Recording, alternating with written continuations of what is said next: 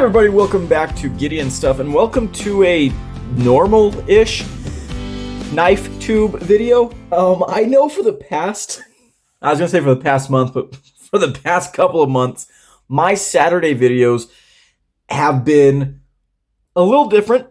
Some may even say unhinged or just kind of weird for a EDC YouTuber such as myself to make. I mean, heck, last week's Saturday video was about Harry Potter. And, those aren't typically things that get discussed in the EDC YouTube space. But, that's why I'm here, to fill those obviously lacking gaps in the cultural zeitgeist of the knife community. Anyways, all that being said, I know that some of you probably want to see more videos like this from me. So that's what we're doing today. We're going to be going through my 10 most recommended knives as of February of 2025. Look, I said 2025 instead of 2024. I'm learning. I can be taught, apparently. So, a couple things about this video. Number one, these are not necessarily my favorite knives ever. These are the knives that I recommend the most to people. And there's a lot of things that go into that. Number one, I have to take into account who's asking me for a knife recommendation, right? If it's a random person in my life who has decided that they need a knife, I'm going to treat that recommendation a little bit differently than if it's one of my buddies who is a knife guy. If someone wants an EDC knife, I'm going to treat that a little bit differently than if someone wants a work knife. Are they a collector? Are they working construction? Is it just general EDC? Are they an outdoorsman? There's a lot of things that go into recommending a knife. And so there's a lot of knives that I personally love and adore, but they're not my most recommended knives because I feel like they're not the most user-friendly to a beginner, or maybe they're not particularly suited for someone's specific task needs, I guess, or something along those lines. A great example of that is the Cold Steel 8015. As many of you know, this is my favorite folding knife design ever. I absolutely love this knife, and it's been a while since I've actually had this one on screen, so this is good. This is my one that I did the royal blue die on the scales with. I absolutely love this knife. This thing is incredible. It is absolutely not for everyone, and it is not on this list. Number one, the lock is kind of weird. Takes some getting used to. If you're like me and you've carried this knife for years and years, it's second nature. I can even Spidey flick it. But for most people, that's kind of a learning curve that they might not be willing to put up with. The other thing too is, if my sister asks me for an EDC knife, I don't think this is what I'm going to give her. I don't think it'll fit in her pockets real great, and I don't think this is the best tool for the jobs that she'll encounter. So this is not a knife that I recommend very often. The other thing about this video is, speaking about, things that people ask for, I'm treating this as kind of a more general video. You'll see we've got a good mix of different knives that are going to be shown here, but primarily, most of the time when people ask me for knife recommendations, they are people who know that I'm a knife guy, and they're not necessarily a knife guy, so they kind of trust my opinion. And they're asking for a more general purpose, kind of basic EDC knife. So that's the shape and form a lot of these knives are going to take. Okay, we're 4 minutes into this thing. You guys are ready for me to start the list already. So let's go ahead and get started with some honorable mentions. That's right, we're not even getting to the list yet. And these are honorable mentions because these are more categories than specific knives. So starting us off, I have Ozark Trail knives. I actually do recommend Ozark Trail quite often to a lot of different people for the simple reason that, yeah, they're cheap, but they're cheap. These are very inexpensive knives, and honestly, I think this is the best, low dollar, somewhat high quality knife offerings out there. That was a horrible sentence. Guys, sometimes I start saying things and I don't think out in my head where it's going, and you get just awful sentences like whatever I just spewed out. basically what I'm saying is for $5, you can't do much better than Ozark Trail. And they offer, a wide variety of different things. So just by recommending Ozark Trail as kind of a blanket term, I can, point people in the direction where they can find something that suits them, something that's more their style. They even got fixed blades and, things like that. They've got a little bit of everything. And so I recommend them quite often, especially to people who, again, aren't really knife people. They're not going to be using their knife for all that much. They just think it'll be useful to have a knife. I send to Ozark Trail a lot because, it's economic. The next honorable mention is another category, and that is budget slip joints, or actually just kind of budget classic knives in general. So we have things like this Schrade old timer trapper here. That's a classic. But I mean, we have the recently reviewed Schrade Bruin. This is not a slip joint. This one is a lockback. That's great. Things like this Buck canoe. Things like Rough Rider knives. I've got one right here. This little Rough Rider toothpick. A knife that's going to be reviewed soon. This is one of those classic Imperial Camp Kings. This one is ancient. You can find these all over the place. I have found myself recommending cheap classic knives more and more recently. And I think there's a couple of reasons for that. Number one, you can get a decent knife at a very affordable price. This Rough Rider, for example, these are like $5 to $10, and it's a decent enough knife. This Buck here is like a $20 knife, something like that. These Schrade knives, $10 to $15. And not only are you getting something that's good quality, because I would never, first of all, I think I should say that I would never recommend something that I don't think is safe, right? I would never recommend someone go out and buy something that's trash, because that's irresponsible, that's dangerous, and that just kind of sucks. So I think these knives are, sturdy. They'll hold up to extended use. They are safe tools, but they've also got an element of collectability, and they've got kind of that X factor that makes them heirlooms. This is a knife that you'll be proud to carry and maybe even pass down one day, right? And you're not having to spend a whole lot of money. The other thing too is that these knives do what knives are supposed to do. They cut. This particular Buck has a 3CR blade, but it has a hollow grind. Look at that tip. This knife cuts very, very well. It's going to be easy to sharpen for a beginner. And I think that's really, really important.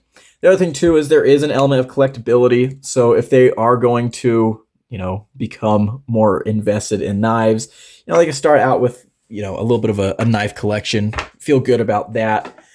This knife here, I especially recommend for kids. I think these style of pocket knives are the best knives for kids you can get. Two-hand opening, two-hand close, teaches kids to be safe about where they're pointing that edge. And it's a lockback. I do not like recommending slip joint knives to youngsters. When I was a youngster, I cut myself very, very badly with slip joint knives. I think knife lock is really important for kids. It's a safety feature, for crying out loud. So yeah, I recommend these kinds of knives a lot because they're affordable. They're easily obtainable. You can find them everywhere. And they do have a degree of collectability. So there's that pride of ownership style. And the last honorable mention that I'm going to give is Camillus knives. With a few exceptions, I like basically every Camillus knife I've ever handled or reviewed on the channel. This right here is the Camillus Rain, which is an awesome knife. $15. I think affordability is really, really important when you're recommending, or when someone's asking for a knife recommendation. If one of my friends comes up, for example, a lot of my friends, when we were doing field class, when I was studying, they saw how often I use my pocket knife when we're out at camp, in the field, things like that. And so a lot of them would come to me and say, "Hey, I want to get a knife. What do you recommend?" And it would have really sucked if I'd said, "You need to get a Chris Reeve Sabinza." And then they're like, "Oh, I'm not spending $600." number one, that'd be really weird because I don't have any knives that are that expensive. But, it's always nice to keep your recommendations on the budget side. Camillus, too, has a lot of, variety. You've got things like that Rain, which is really, really cool. And then you've got things that are a little more classic, such as this Camillus Classic right here. But, yeah, I recommend Camillus knives quite a bit. Okay, wow, we are 10 minutes into the video, 11 minutes into the video, and we haven't started the list yet. I'm sorry, guys. I am long-winded, I know. But, yeah, you know that if you've been around the channel for long enough. Alrighty, let's go ahead and jump right in. A lot of these I don't think are going to surprise you, but, Anyways, the Civivi Elementum / the Elementum 2. I recommend this knife quite often. I do think the Elementum is a great knife model. I know a lot of us knife guys have kind of moved past this. We've evolved and we're on to other things. But at the end of the day, for most people, I think this is all the pocket knife that you'll ever need. I love the spear point blade shape, hollow grind, D2 or Nitro V steel, depending on what you go with. Solid ergos. This is a fantastic knife, and I recommend it to a lot of people. A lot of people have bought, focus out camera. A lot of people have bought Elementums on my recommendation. I do know that much, so you are welcome, Civivi. Next up, let's go ahead and stick with the Civivi train for a little bit. The Praxis. I love the Praxis. Not only do I recommend these all the time, but I've given several of these as gifts. Great all-around knife. They do have multiple versions of this now. There's some button lock Praxises, Praxisi, Praxi, whatever, out there. Just a good knife, affordable. This is kind of what I call like a light-duty worker. Not that it's like a delicate knife, but this isn't a hard-use knife, but this is a more like heavy-duty EDC. It's like EDC plus. It's EDC tasks, and it can handle a little bit more, It's also a very classy knife, beautiful knife, tons and tons of different versions out there, so people can find something that they like very, very easily. And reversible pocket clip, so that's nice for all those lefties in the world. Alrighty, moving on, let's go ahead and actually let's talk about my most expensive recommendation that we're going to see on the list today. I don't always recommend this knife, but I have recommended it enough that it does have to make it on this list. This is the Spyderco PM2. I'm sure you all knew that. I'm not sure why I gave an introduction, but I do love the PM2. I think it's a good knife. I think it's a classic knife. I have two of them, it's very rare for me to have two of any knife, and these ones are different enough that it kind of justifies itself, but it's even rarer for me to have two of an expensive American-made knife. And so that just shows you how much I respect this design. This one is in CPM S110V, which is probably the craziest steel I've ever used. Insane edge retention right there. This one's in the S3V, but it has the Tonto version. Both of these are actually stock. You can see I still have the, original scales, original clips. I like a lot about the PM2. I've almost committed to turning this knife into a project knife several times, upgrading the scales, upgrading the clip, things like that. But I haven't got around to it yet because the PM2 is already just such a good design. I think a lot of people have kind of, moved on from the PM2, just like we've moved on from the Elementum and stuff. But actually, maybe not, because Spyderco is still releasing new versions of this knife all the time, and they sell out. So people still love these knives. I think the PM2, once you get a PM2 in hand, if you've never experienced a high-end knife that's built to work, this will completely change your view on knives. I remember the first time I held a PM2, I was just blown away because it felt like a knife that needed to go to work. And I knew it was high quality. When I bought this knife at the time, it was the most expensive knife I'd ever purchased, which, you make that first expensive knife purchase, and then you're just on pins and needles waiting for it to get to you. You're like, oh, what if I hate it? What have I done? Oh, this is such a bad decision. And as soon as I got this knife out of the box and put it in hand, I knew I made the right decision. And then you go out and you use it, and every cut just strengthens your love for this knife. Every time it comes out of your pocket, you're reminded why this is a legend, and it's a great feeling. It's a great feeling. I love the Spyderco PM2. I have a whole video about how much I love this knife. It's a great knife. It's a great knife. I actually don't talk about the PM2 enough on this channel, but I do love the PM2 quite a bit. Alrighty, moving on to an actual heavy-duty knife. This one might feel a little bit random, but this is the 8010 Lite, specifically the 8010 Lite. This is the Tanto version. You can go either way. I do think I actually prefer the Tanto blade over the drop point blade in terms of use. I have an S35VN 8010 with the drop point blade. I love that knife. I think that is one of the most beautiful knives in my collection. But as far as a user knife goes, I prefer the Tanto. And I recommend the light version just because it's a little bit cheaper. But I think you're still getting like just so much value. AUS-10 blade. I hear people shitting on AUS-10 all the time, and I don't get it. I love AUS-10, especially Cold Steel's AUS-10. It's always performed very, very well for me. It's essentially VG10, so you've got good stainlessness, decent edge retention, and the toughness doesn't really matter because Cold Steel gives you, that much of it. So I found that Cold Steel's AUS-10 holds up really, really well under all kinds of nasty and crazy circumstances. As you guys who have been around the channel for a while know, I have used a ton of Cold Steel knives out in the mountains, cowboying, doing camping, survival, things like that. And I found it to be a delight to use in those kind of situations. The edge damage it takes is mostly like rolls and deflections. Hit it on your work sharp a couple times, and you are good to go. You can do that out in the field. Super easy. Couple seconds, couple minutes, and you're back in working condition. I love that. Triad lock. Needs no introduction. We all know it. We all love it. The big selling point on this knife, though, are the ergos. I've said this before and I'll say it again. The most important part of a heavy-duty knife, it's not the lock, it's not the blade, it's the handle.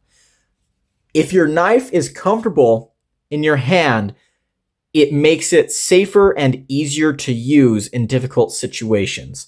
Yeah, you want a blade that can handle stuff, and when you're talking about a knife, the blade is definitely the most important bit, because that's the cutty part.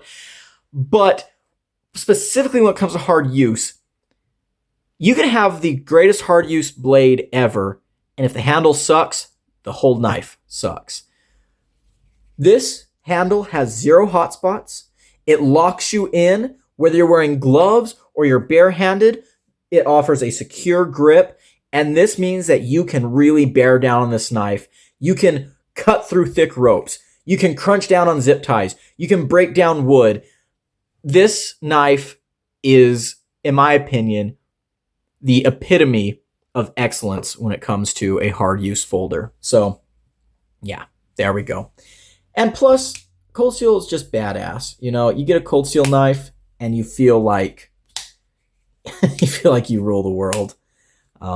Yeah, I love Cold Steel. I love Cold Steel. And, if it matters, there's tons of aftermarket upgrades you can do to these things. But, that's kind of a different discussion. Next up, and I should mention these are in no particular order. This is just however I grab them. But next up, Mora. And this one is kind of like just Mora as a brand. This is the Mora Basic. I have given so many of these as gifts, and I recommend people Moras all the time. I know a lot of geologists. I know a lot of people who are, always out in the mountains and stuff. And I have told so many people, go to a Cabela's, go to Walmart, find yourself a Mora knife for, 10 to 20 bucks, depending on which one you get. Throw that in your backpack, and you're set. And again, the Mora Basic I've given away to so many people. I think these are great. I mean, they're affordable. We talked about why affordability is so important to knife recommendations. And they're, damn near indestructible, right? Everything is destructible if you try hard enough. But for all intents and purposes, these are just tanky as hell. And I love it. I love it. And I think mortar knives have so much application. Outdoor stuff, hunting, fishing, camping, hiking, things like that. They're great. You know, they're pretty lightweight, which is great for hikers and stuff. But even beyond that, this is a great knife to throw in the junk drawer in your kitchen, throw in your toolbox, throw in your glove box, throw under the seat of your truck, anything like that. This is a knife that basically excels at everything, from camping to yard work, around the shop, around the house, around the campsite. I mean, this thing is just super, super versatile. I use this knife all the time. And the other thing too is this one has stuck around for, I don't know, a couple months at this point. I've owned so many of these and I've given them away just kind of impromptu, right? Like it's one of those things where you go camping with a bunch of friends and I'm the one building the fire, you know, breaking down the wood, batoning, and someone's like, whoa, you know, that's so cool. Teach me how to do stuff like that. And I'm like, you know what? Go to my truck, grab my mortar from under the seat and say, hey, you can have this, you know, go have fun, practice some bushcraft. So yeah, I love these knives a whole bunch. They're just fantabulous. Alrighty, moving on. Let's go ahead and talk about this knife right here. The QSP Vault. I love this knife. This knife almost made Knife of the Year of 2024. And I gotta say, there are some things about this knife that I would change. Number one, I think I would get rid of this finger choil. I just bring the edge all the way back. I don't think the finger choil is all that necessary. But overall, I think this is a fantastic knife. The one reason I don't recommend it that much is because it is a little bit overpriced. It's go for like $80. $65 is where I think this really shines, and that's how much I got mine for on sale. But I cannot deny that this is a great knife, and this knife does feel very high quality. This does not feel like most budget knives, and so the build quality in my mind does kind of justify the price a little bit, but this is a fantastic knife. Really, really great. This is a great recommendation for lefties because this is a completely ambidextrous knife. Crossbar locks, I don't always recommend to new people, just because they can, you know, introduce a little bit of a learning curve. But once you get it down, they're awesome. Bunch of versions of this knife available. 14C28N, which is a great steel for newbies. Easy to sharpen, holds a decent edge, very stainless, and tough. Toughness is big on knives you're going to recommend to maybe non-knife people. But this knife does feel very premium. This is a knife that I would recommend to knife people who aren't knife people, if you know what I mean. People who are familiar with knives and use knives a lot, but maybe aren't enthusiasts. That's the demographic that I think would get the most enjoyment and utility out of this knife. So if one of my friends who's an outdoorsman or, you know, a guy that uses knives a lot, construction worker, something like that, if he says, hey, you know, I'm looking to get something a little bit nicer, I would send them somewhere right here because they can appreciate the little details about this knife. And, you know, they may not be, I don't know, the most well-versed in knifeology, but they'll appreciate this knife. And I think that always does good. Like, this is the kind of knife that my grandpa is kind of a good example of this. Not a knife guy, but uses the hell out of knives, and he can appreciate a good tool. Sometimes whenever I'm visiting back home, he'll ask me, what knife are you carrying today? And one time I had this one, I showed it to him, and he was pretty impressed with it. And so, yeah, that's, you know, if you want to get someone a knife, someone who's not a knife person but appreciates a good knife, you know, this is a good recommendation right there. All right, moving on to another kind of weird lock. This is the Civivi Vision FG. And again, I don't necessarily recommend goofy locks to newbies all the time, but this one's, you know, pretty intuitive, pretty easy to learn. It's a super lock. And this knife is just so amazing, so just badass that it can't not be on this list. I absolutely love the Civivi Vision FG. In my opinion, this is the best Civivi knife ever made. And this is one that I've recommended to a ton of people. It's ambi friendly. If you flip the clip, I think it's got great ergos. The build quality is solid. It's a very durable knife. This lock is, ridiculously strong. And you've got a really awesome blade that's good for all kinds of tasks. So I have recommended this knife several times. Again, not as frequently as I've recommended some of these other knives, because this is a little more kind of specialized. This is a knife that I'll recommend to, how do I say this? Those who I think can handle it. That sounds super dumb. It's like, this isn't Mjolnir, but I think you know where I'm coming from. Especially like on YouTube, when I get comments of people asking things like, hey, what's your favorite Civivi knife? Or, hey, I'm looking to buy a new knife. What do you recommend? If it's someone who I know is familiar with the knife world and the enthusiast kind of things, this is probably my go-to. Like, if you're only going to buy one Civivi ever, it should probably be this one. So I like that knife a whole lot. Okay, we got 3 to go. CJRB Pyrite. I recommend this knife quite often. I think this is a great knife for beginners. I think this is a great knife for, collectors. This is just a very, very cool knife. Classic drop point blade, classic ergonomic profile. This is a no-nonsense, beautiful little knife. There's all kinds of versions of this available. Technically, you can get different blade shapes, but this is a go-to recommendation for me because they are affordable, but I feel like when people get them, I've had one friend that I know of who I've recommended this knife to, and he went out and bought one, and he came and he told me, man, I absolutely love it. I have never spent $40 on a knife before. I was a little bit nervous, and this blew my mind. I've never felt a knife like this. And that right there is a glowing recommendation to me. So I recommend the CJRB Pyrite quite a bit. The button lock is also very intuitive for newbies. It's easy to learn. There's a button, push it, blade comes down, right? So I think that's very important. And I used to recommend the CJRB Feldspar all the time. This has taken its place. I think the Pyrite has a good size, I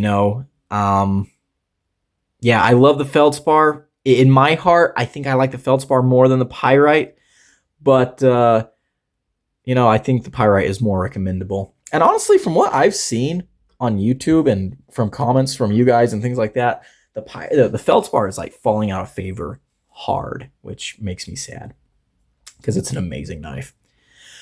Moving on. Another CJRB. This is the CJRB Shale. I love this knife so much. This is a ridiculously good knife.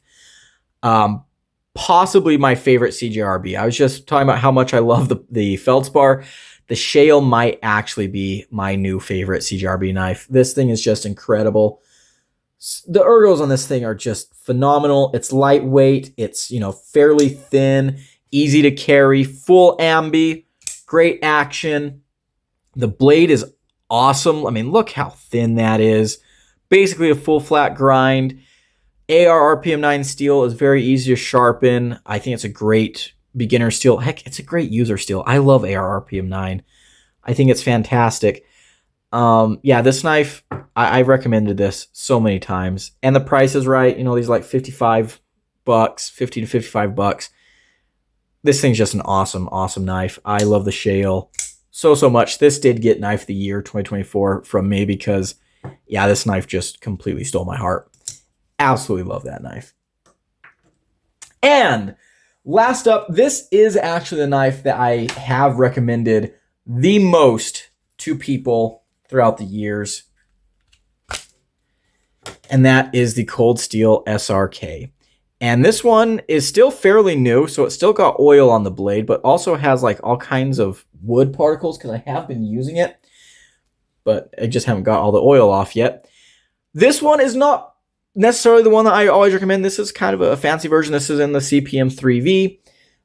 The standard SRK, though, I recommend I recommend it to everyone, especially all of my prepper or outdoorsy friends, all my hiking buddies, things like that.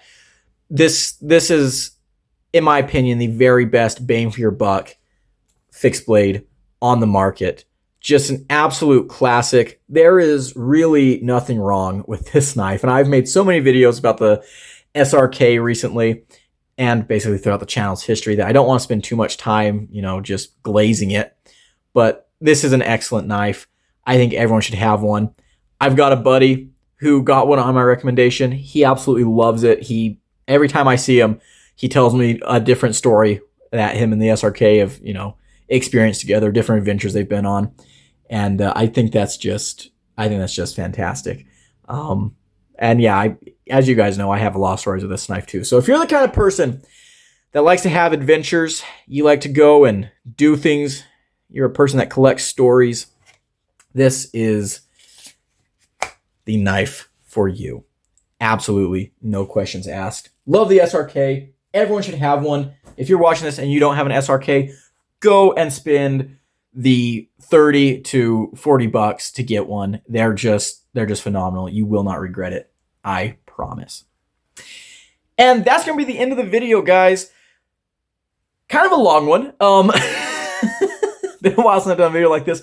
I should also say that just because this video might change, these are my most recommended knives as of February 2025. It might be that my most recommended knives change as the months go by. That might happen, but this video is not going to expire ever because all the knives that I've listed in this video will always be good choices. So whether you're watching this the day after I upload it or 3 years after I upload it, if these knives are still available in stores, buy one because they will never not be good. These are all absolutely excellent S-tier knives, and they will not do you wrong. But that's going to be it. I've kept you guys here long enough. So big shout out to my channel members at the Cowboy level. I really appreciate everything they do for the channel. If you want to become a channel member and directly support the channel, there's a button down below. I just said the word channel way too many times. As for the rest of you hooligans, if you enjoyed the video, leave it a like, comment below, and subscribe, and share also, too. That kind of helps.